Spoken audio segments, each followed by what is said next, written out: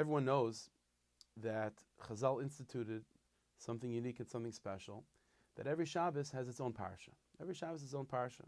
So one week it's Parshas Breishis, then it's Parshas Noach, Parshas Lech Lecha, and every community in the world, on that Shabbos, they come together and they lay in the parsha of that week, the Parshas HaShavua. So the Rishonim bring down a tradition from Rabbeinu Saadia Gaon, one of the Gaonim. And the tradition is as follows. The Saadia Gaon said, let's say you have a Jew who is traveling. And again, in those days it wasn't so simple to travel. And he finds himself far out, way far from the Jewish community on Shabbos.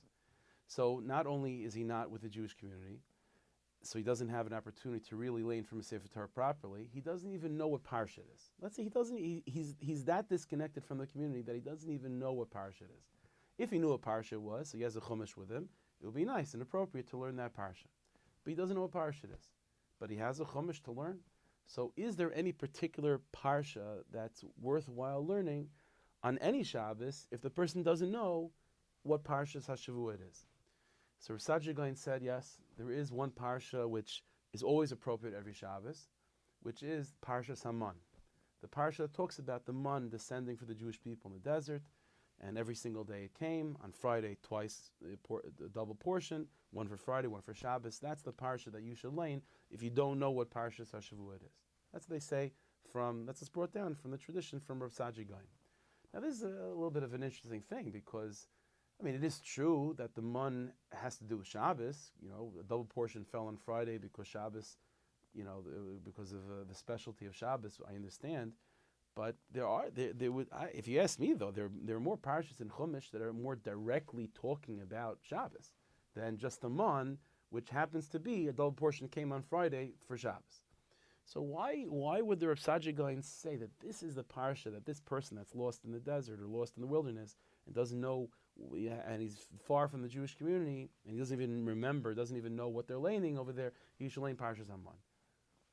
So it's like this. The way the Rebbeinu Shalom made the world is that everything starts off in its origin point. Everything comes from somewhere. Everything comes from somewhere. But the nature that the Rebbeinu Shalom made in the world is that as something moves away from its origin point, two things take place. Number one, it feels more detached from where it comes from. It feels less comfortable and less at home, less at ease. And number two, it also could become affected and changed by the distance between it and its origin point. So when the Rebbeinu Shalom made the world, everything comes from somewhere. Everything that we experience in the world, all the things of this world, all the different types of places in the world, all the different types of animals, and everything comes from somewhere. What's the origin of all things? So the origin of all physical reality in this world is the spiritual world above. That's where everything comes from. The Rebbeinu Shalom is the creator. And as the creator, the way the Rebbeinu Shalom made the world is that everything starts off as a spiritual reality, and from there, it moves from its origin point, it moves from its home, which is the higher world, and it comes down into this world. Now, usually the way it works when something moves from its home in Shemayim, moving its way down here to planet Earth, as it travels from that origin point of the spiritual, it becomes different. It changes. Every single step it takes, so to speak, away from its root in Shemayim, it becomes more physical. It becomes less related to where it comes from. It becomes changed by its environment. So as something descends from Shemayim all the way down to this physical world, as it travels down that path from heaven to earth, it becomes more earthly. That's the nature of things. And so too it is with a person. Very often a person in their home environment, which is with a Jewish community, which is with yeshivas and shuls and kosher food, there's a certain Jewish identity, there's a certain Jewish strength that a person has through being at home, through being, part of that Jewish community. But just as it is with anything that descends from heaven, as it moves from heaven to earth, it changes, it becomes more earthly. So it is with a person. As a person moves away from that Jewish community, becoming more and more isolated and more disconnected from where he comes from, there's a very strong concern that the person himself will become changed. All so much so that may be unrecognizable from the person he started off as in the Jewish community. There's only one thing in the world that descended from heaven to this place and made that travel from heaven to earth and didn't change at all. And that was the man. That was the man. The man was food that descended from heaven, sustained the Jewish people. So obviously it was a part of this world, physically, but yet at the same time was a completely spiritual food. It moved from heaven to earth without changing, without becoming any less attached to where it comes from. Always, no matter where it went, always recognizable as part of where it comes from and never changed by that travel.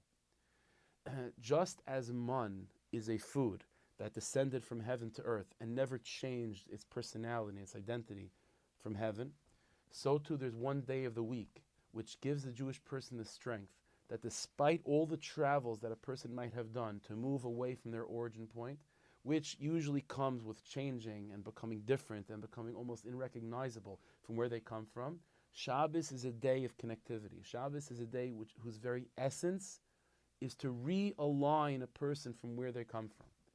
Hashem created the world in 6 days, and during that creative process, things are becoming more and more physical, more and more different, moving away from their origin point. Shabbos comes and says, the world, to remind the world of where it comes from and to keep that stamp of heaven onto earth. Just as man is something that, despite its traveling from heaven to earth, never changed. So what man is in physical food, Shabbos is in time. Shabbos is a day that's a mondic day.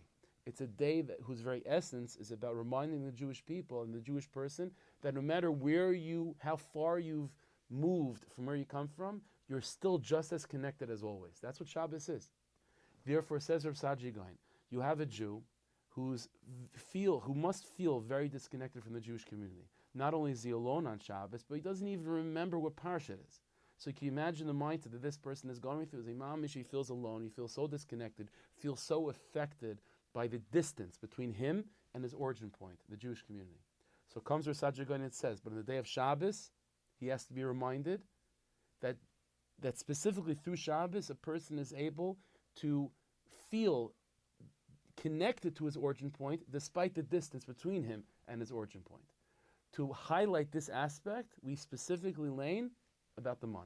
That person should read about the man. Why? Because that's exactly what the man was. The man was a food that descended from heaven, and miles-wise, it's very far from its origin point. But despite that distance, always retains its identity as what it was in its origin point. And you can look at it and say, oh, that's a heavenly food. And so too it is. There's a day of the week, which when you look at it, you say, oh, that's a heavenly day. And you look at a Jew on that day and you say, oh, that's a heavenly Jew. And that's exactly what this Jew needs to hear. Despite the distance physically between him and his origin point, just like Shabbos is in time and man is in food, the Jew also is not something that can ever truly be changed and altered and disconnected from where he starts off in the beginning.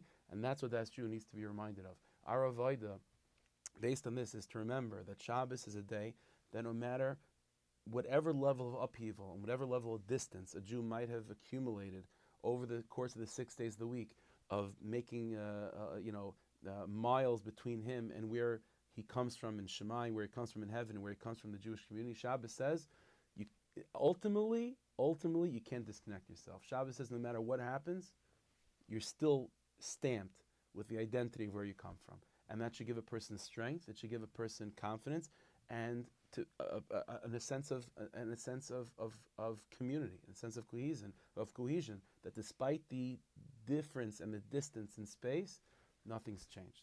Hashem should bless us that the light of Shabbos should give us that chizuk, give us that strength, and always be connected with each other and connected to where we come from. When Avinu Shabbat Shemayim, the V'yas Kol Tzedek, and Harav Yimenu. Amen.